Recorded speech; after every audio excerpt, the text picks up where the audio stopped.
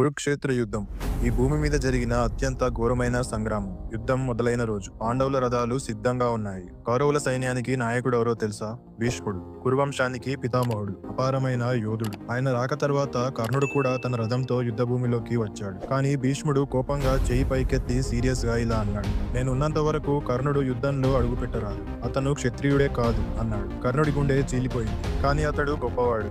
అతడు తలవంచాడు. బాధను దాచుకుని యుద్ధ భూమి నుండి బయటకి వచ్చేశాడు. దుర్యోధనుడు కూడా కర్ణుడిని యుద్ధంలో ఆలస్యంగా దింపడం ఒక వ్యూహంగా చూశాడు. భీష్ముడు భీకరంగా యుద్ధం చేస్తున్నాడు. అతనిని పడగొట్టడం దాదాపు అసాధ్యమైపోయింది. అర్జునుడు శిఖండిని అడ్డుపెట్టుకుని భీష్ముడిపై బాణాలు సంధించాడు. శిఖండి స్త్రీగా పుట్టిన అంబ అని నమ్ముతారు, మరియు భీష్ముడు స్త్రీలతో పోరాడకూడదని నిర్ణయించుకుంటాడు. కాబట్టి అతను శిఖండిని అడ్డుకోలేడు. అర్జునుడు సంధించిన బాణాల దాటికి భీష్ముడు నేలకొరిగాడు. అయితే భీష్ముడు మరణించలేదు. ఉత్తరాయణం కోసం ఎదురు చూస్తున్నాడు, ఎందుకంటే అతనికి స్వచ్ఛంద మరణం అనే వరం ఉంది. భీష్ముడు పడిపోయాడు. దుర్యోధనుడి సైన్యం పాండవుల చేతుల్లో నాశనం అవుతుంది. అయితే అప్పుడే పాండవుల సేనల్లో అలజడి, కౌరవుల సేనల గుండెల్లో కొత్త నమ్మకం. ఇప్పటి వరకు దుర్యోధనుడు నిజంగా గెలుస్తాడా అనే అనుమానాలున్నా ఇప్పుడు మాత్రం అందరికీ ధైర్యం వచ్చేస్తుంది. ఎందుకంటే వచ్చేశాడు రాధేయుడు. రంగంలోకి దిగబోతున్నాడు అంగరాజు కర్ణుడు. 11వ రోజు కర్ణుడి రథం యుద్ధ రంగంలోకి వస్తుంది. వెంటనే పాండవుల వైపు టెన్షన్ మొదలవుతుంది. అతని ఆగ్రహం, అతని నిశ్శబ్దం కూడా భయాన్ని కలిగించేలా ఉంది. అది సింహం నిద్రలేచిన రోజు.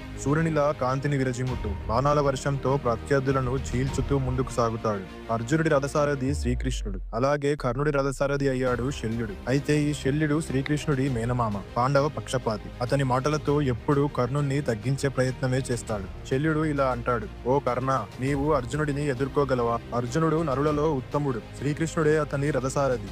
అర్జునుడు మహాయోధుడు కావచ్చు, కానీ నాకు ధైర్యం ఉంది. నా బాణాలు సముద్రంలా దారాలు విసురుతాయి. నీవు నన్ను నిరుత్సాహపరచకు శల్య. నువ్వు నన్ను గౌరవించకపోయినా నా ధైర్యాన్ని తక్కువ చేయొద్దు అంటాడు. అలా సాగుతూ ఉంటుంది కురుక్షేత్ర యుద్ధం.